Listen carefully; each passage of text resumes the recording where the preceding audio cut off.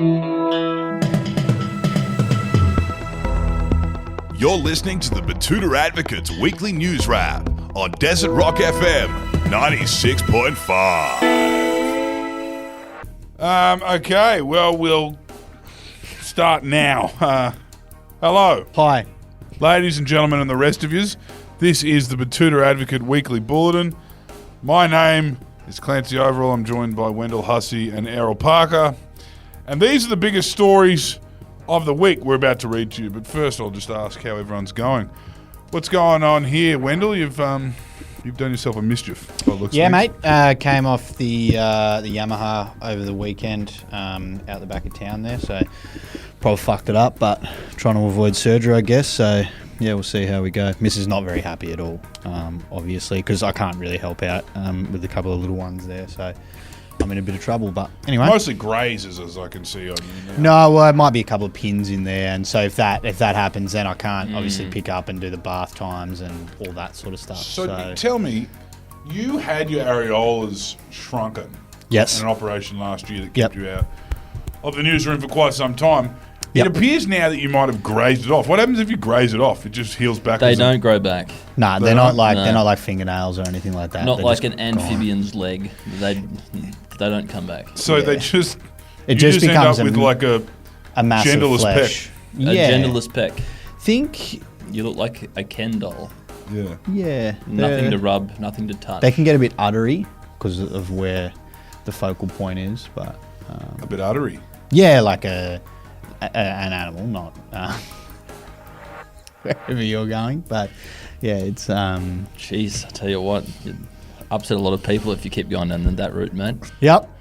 So anyway, yeah, no, they don't grow back, Clancy, which is it's not great. So anyone out there thinking about it, that's the thing with surgeons; they don't really spell out all of the kind of long-term consequences. They just look at what's the easiest way for them to bill the better part of, anywhere between $3,500 to 20, 25, whatever they feel like. Well, mate, it takes a while to study medicine. They deserve to be paid out the arse in some sort of pyramid scheme. And you need to remember every time you're dealing with a surgeon or indeed, any medical professional that all of them are on the autism spectrum. I mean, all of them, look, they're granted very, very high functioning, but to basically want to, it's an unnatural urge to want to cut a person open and touch their naked organs. Straight up. And if you speak to most of them... A bit off, not a bit slow, a bit off. Like, none of them do it, because they want to, help people. People don't become surgeons to better humanity. They do it to get paid a lot of money. And to be treated like gods, obviously. That's the thing. It's like they came from getting the A+ students, HD plus students, and then after school they needed that gratification, so they just continued down the path that would allow that the longest in their young adulthood, which is studying medicine. They still pick on each other about grades and oh my God, can you believe me? Look, and then look, I'm the surgeon's favourite. I'm the professor's this. I know, but look, and then it all falls apart when they reach about 45 and have some catastrophic bullying case against them, and then they realise that they you can't spit on the nurses anymore. No, or give them a nice little firm cut to the buttock when they walk past if they've done a good job. Most of them are just rich kids with good recall memory. I mean, that's like actors. That's all you need to pass a degree in medicine is a good recall memory and the ability to live in a nice environment and not pay rent. Most importantly, have a parent who is also a doctor and in the field that you want to go into. It's just like living with a library, living with a lecturer. It's like, being a barrister in the legal fraternity as well. Exactly. You know what I mean? You kind of Personally, I prefer immigrants, broken English immigrants as my medical professionals because there's no emotion and fucking status in it. They're just like, here's what's going on. Yeah. I don't give a fuck how this happened. They don't ask questions when I come in there with suspicious things going on in my body. You're a different case, though, I think. It's one of the skills of a doctor to ask questions, and I know... I already know what's wrong. I just need it fixed. Yeah, a lot of the time. In that case. But for other people, they do need to ask questions, and that's sometimes. Well, the thing is, a great doctor will tell you what's wrong. A great doctor will tell you. Yeah, Absolutely, after they've done a little bit of fact-finding. And I know they don't want to do fact-finding in your case, and that's great. And it's good to have the emotional intelligence to not go into that and dig too deep. But for other people who have things that they don't know... I just walk in there and I go, listen, Dr. Chan, something's fucking clicking. Do you I say need you to doctor fix or it. do you say listen, Chan? Well, I actually say, listen, Jackie Chan, which is I know the answer to this a one. bit of an offensive joke, but... Look, just one last thing that I do say doctor. that boils my piss about the medical industry is that you can have like something like minorly wrong with you, and your GP's like, you need to go and see a specialist who happens to be a friend of mine, and I think they're really good. And then you go and see this specialist, pay them $400 for a consultation, and they're like, nothing's wrong with you, bruh. Speaking of kind of peculiar people, let's talk about South Australians. Our closest capital city. It's our first story of the week, with South Australian tourism demanding that the nation stop saying Radelaide like that's worse than serial killer capital. Yes, I'll have to try and speak my finest Queens for this next one. Rather than embracing the historic nicknames for the fifth most populated city, the South Australian Tourism Board have attempted to discontinue Radelaide and the City of Churches nicknames. This comes as part of an optimistic memo titled Content Exclusions, and was handed out during and after the Gather Round AFL event in the Radelaide. Yes, it's not really known why the tourism body for the City of Churches has asked people to stop calling them by their very respectable and historic nicknames, given things like the Snowtown Bodies in the Barrels murders are probably a little less palatable than their churches. No reference was made to nicknames such as the serial killer capital or Barrel Town or Murderlade. But the tourism people have yet to clear up what we are supposed to call them. Someone suggested calling them Rattlesnake. The Rattlesnake, I like that.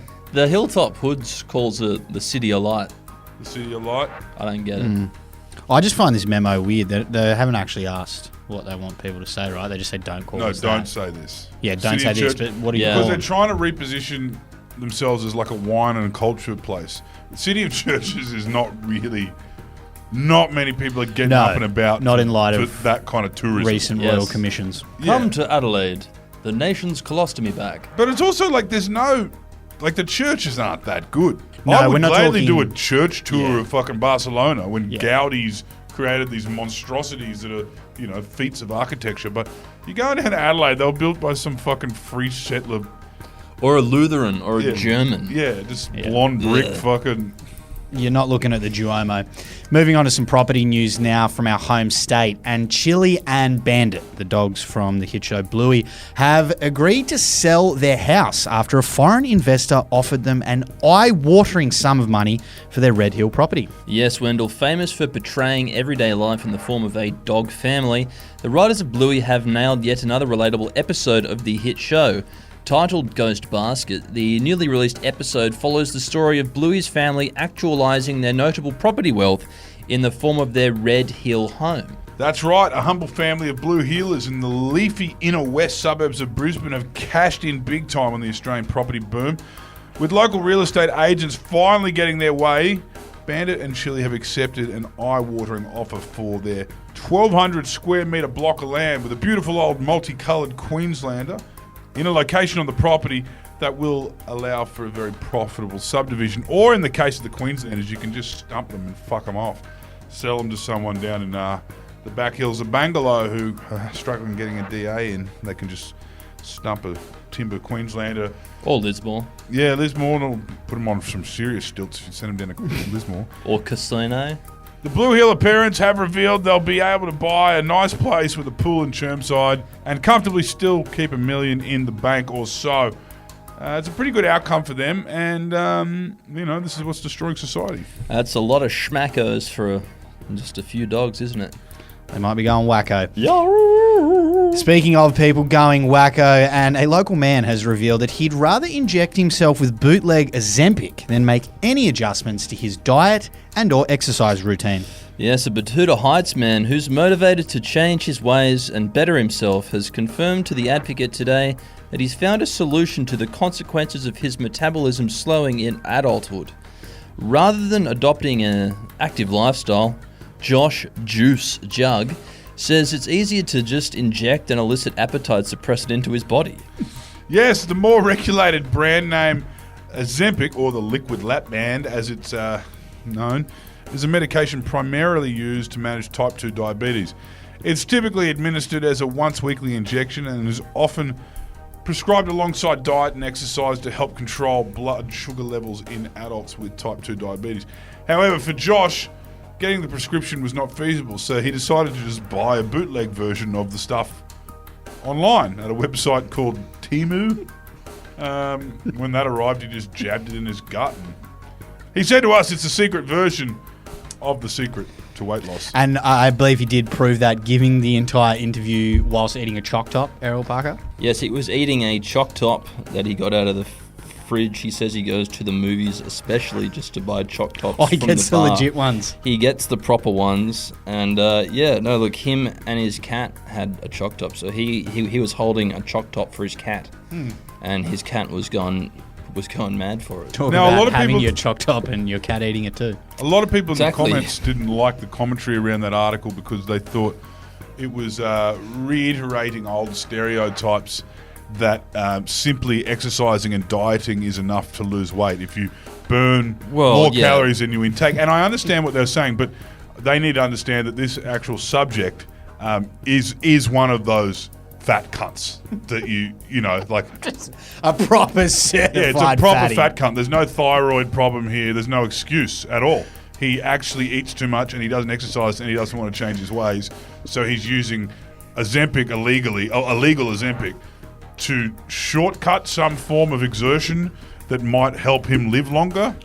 Well, so he is an old-fashioned I know, fat cunt. but look, you have to take into account, Clancy, that we're just a few short days away from commemorating, all the service that the Anzacs have given to this country, and indeed all of us too. And we are going to pause and remember your great granduncle Roberto Overall. Yeah, he was actually captured in the fall of Singapore and ended up on the Thai-Burma Railway. But he actually left to go to the war morbidly obese for that time, which was, I guess, probably 20 kilos overweight. And in his time in the Thai-Burma Railway, he didn't lose a kilo. He didn't. No, he proved that starvation and extreme exertion of the human body isn't enough. He had a very slow metabolism, and it would have been tough for him. No, he had the especially. He had the excuses. He proved it doesn't matter if you were spending 20 hours a day building railroads and eating half a steel cup of rice a night. Sometimes it's just not. Sometimes there's no work. option but to He use was bootleg too busy Ozempic. with work as well to focus on his health. That was the first iteration of the man shake. Yeah. Was the Anzac shake, which was a cup of rice a day and extreme Keep the beers. labor. Yeah, Keep the beers. Lose the cut and keep the beers. You can keep the sake. On the topic of beers, our final story of the week is about a pint-sized local man buying himself a new Ford Ute that's so goddamn big he needs a stepladder to get into it. Yes, from fat cunts to short cunts, pindicks, if you will. A local tradesman from our town's humble Flight Path district has shifted his hyper-masculinity into fifth gear today. Brad Short King, 29, has done so with the purchase of a brand new Ford F6969, the biggest ute the country has ever seen. Following in the footsteps of oversized fuel-guzzling icons like the F150 and the F450, the new F6969 is 8.5 tons of pure grunt, muscle and diesel. They aren't actually available for purchase here in Australia, but BSK managed to import one from the States for the very affordable price of 400,000 Australian pesos. Worth it all, according to the man who stands a touch over 5'7", who can now lord over the pathetic Raptor and Zuzi drivers. Good for him. I think it takes up roughly 4.5 standard parks down at the shops. So it's as big as they get. Very He exciting. can't for the actually young get man. through the Maccas. Like No, he no, can no, drive no. through. Yeah. He has to too have on the back of it, do not overtake turning vehicle. If you can't see my mirrors, I can't see you. That's true. Without trucks, Australia stops. That's also true. I'm just thinking of all the different bumper stickers. You're now passing another fox. Lindsay Fox. he has lobbied against the construction of railroads in this country. He also lives in Boomerang in Elizabeth Bay. And Portsea, where Dan Andrews apparently got pushed down the stairs. Okay, that's enough. We're revealing too many deep state secrets here. Yeah. Thank you for listening to the Betoota Advocates Weekly Bulletin. Hooroo.